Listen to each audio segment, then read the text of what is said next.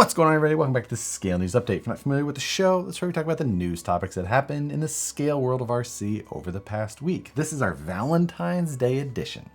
You need to pick something up on the way home.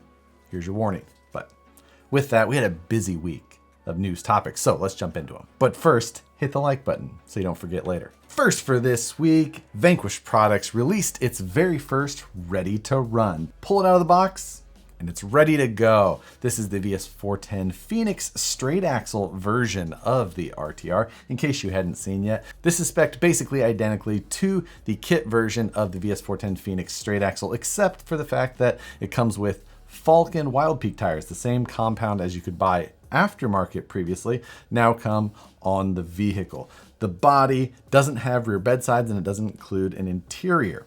Beyond that, the underpinning's basically the exact same. You will find that it includes electronics now, as is key in any ready to run.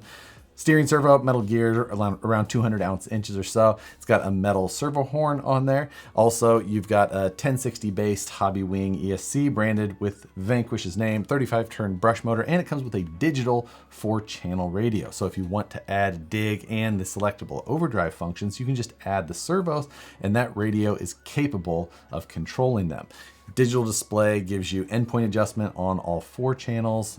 It's got like a 15 model memory as well. Nice RTR radio overall. Now this is coming in at $479 for the RTR. And if you'd like to find all of the details on that, I of course did a video specifically covering all of that. So I'll link that in the description below as well, or they're available for ordering now. They were announced at the same time that they started shipping. So you can check that out. They're available through Vanquish Products, A-Main, or wherever you get your Vanquish most often. And then the next big news topic of the week, Axial released the SCX10 Pro. This is an out-of-the-box flat rail comp crawler based kit.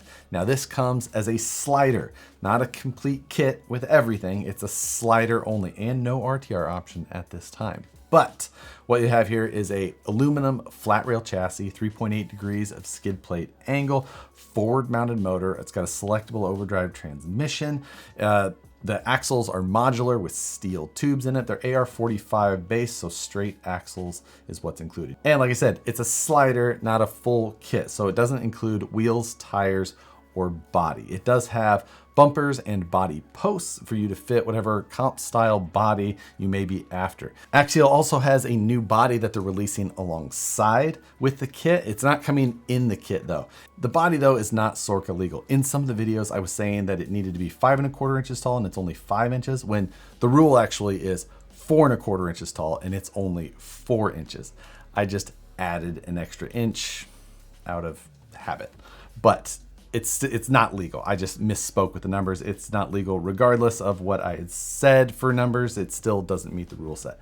But beyond that, it's just an out-of-the-box complete solution for comp crawling. To get into Sorca competition, specifically Class 2, this is going to be a super easy option.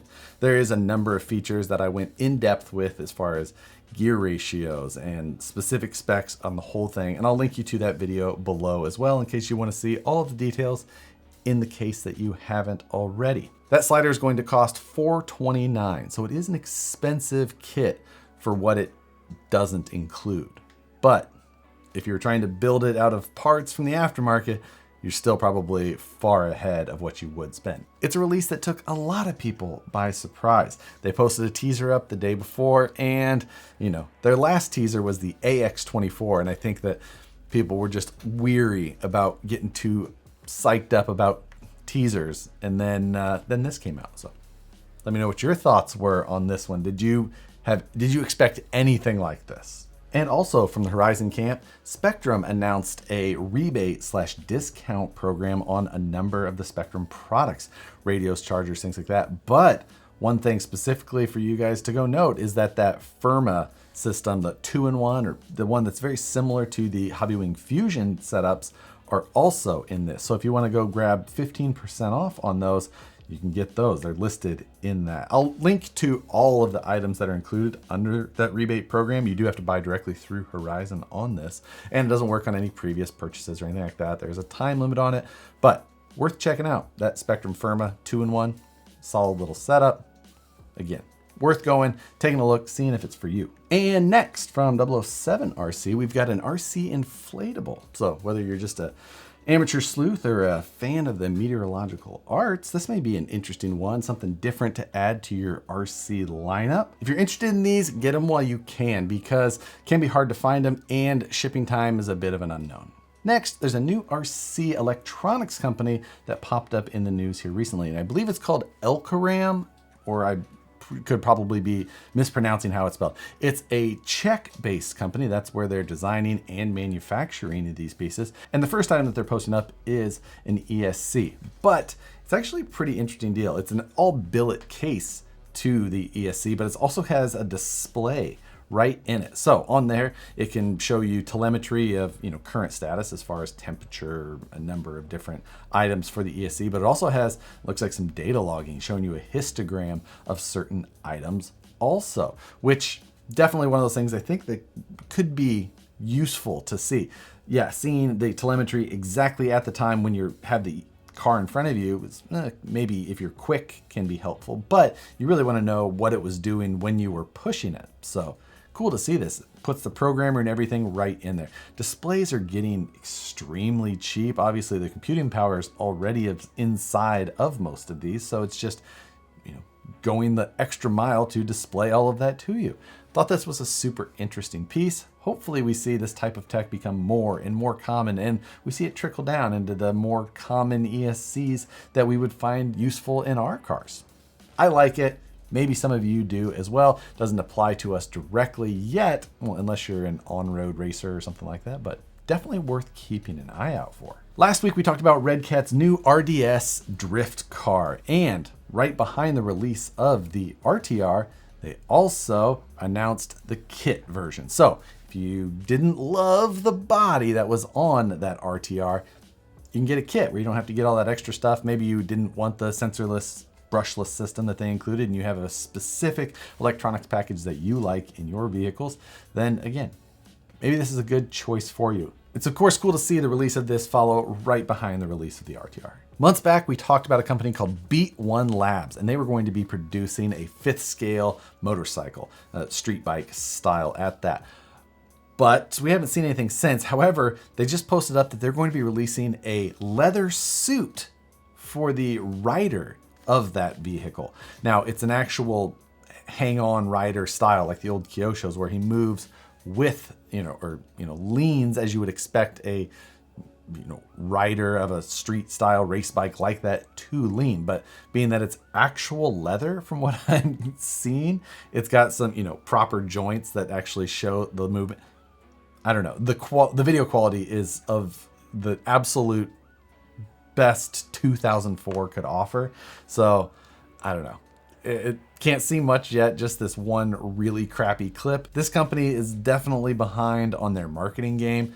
It's hard to even say what you can truly buy from them at this point. This Wednesday, the Road to the Rockies series will resume. Last week, we decided to postpone everything by a week to accommodate the new releases that Matt and I both had videos to put out for. So now that will start up again this Wednesday. My video will come out this week and you'll get an introduction to most of the projects that I've got somewhat lined up. Super excited for this year though. I've got bold plans across the board. Things are getting out of hand already. More information on the HoBoa drag car looks to be coming out. HoBoa, who maybe you also knew as OFNA back in the day, not really sure when that changed, but they got more photos of that drag car that we talked about the sneak peek of a few weeks back. It's a good looking car. There's a lot of carbon fiber, aluminum. They say it's built to be light. It's a mid-motor car, all metal gears in the transmission. It's got floating rear body posts set up. It looks pretty good. It looks more like what a lot of the comp cars or, the highly built drag cars look like now. If you're still big into the drag scene, is this a car that you would consider? Or if you're big into it now, are you only just piecing together your drag cars from high-end scratch build type aftermarket part selection? That I would be interested in hearing. JConcepts is releasing 2.2-inch versions of the Tusks and Landmines. Obviously the two tread patterns that have been the most popular for them in the last year or so to well-performing tires. And now finally in 2.2. They had 1.9s, which did great. Then they released the 2.9s for like the SCX6, and now finally the 2.2s. The 2.2 market, not as hot as it was at one time, but starting to see some more entries come back into that market. These are both very tall 2.2 inch tires. 5.79 inches tall is what they're listed as on the website. So bombers, wraiths, rifts, any of those could be, possible applicants for this type of tire. DSM Offroad is back in the news. They had pulled their Facebook page down a while ago, and I just hadn't seen anything from them in some time, but now they're back, and they've got a couple of options for your TRX4M owners. You've got a very simple, minimal flat rail chassis style design for that vehicle. And then they also have a more bodiless style design, or a flat plate chassis that has the profile of a buggy chassis to it. So two options for you, depending on which route you want to go. If you want to put your own Lexan body on there, slammed way down, or if you want to run nothing besides the chassis and get that look. You can check both of these out. They show prices and some pre-order availability. Looks like they're coming soon. Don't forget this Wednesday, 6 p.m. Pacific, 9 p.m. Eastern, Livestream Takeover. Come join us as we talk about all the releases from last week, what went on. I had a pretty interesting Vegas trip that took place over the weekend as well. One of the highlights of my week. Come hang out, talk about some RC with us. And then of course, Friday Night Live back on Friday this week. Since I'm back home, get back to that. Less RC talk than Wednesday, but definitely still some. Come hang out, same time as always, 6 p.m. Pacific, 9 p.m. Eastern. Last week I asked you guys, what was the last thing you built? There was a lot of people building some new kits. There were some people building a new deck, everywhere in between. Kids' toys and telescopes. A wild array of things you guys were working on. But for this week, I want to know, what is your most prized RC possession? Or RC related, if you want to kind of meander off track a little bit. Let me know in the comments below. Be interested to hear what you have or like the most, that just you can't imagine it leaving at this point. Or maybe you can, but it's definitely going to be the thing that's going to be the hardest to pry away. With that, it's going to do it for this week's Scale News Update. If you enjoy the Scale News Update, hit the like button, subscribe if you're not already, and hit the notification bell so you see the videos as soon as they get uploaded. As always, appreciate you guys spending your Tuesdays here with me. Thanks again for watching. We'll see you on the next one.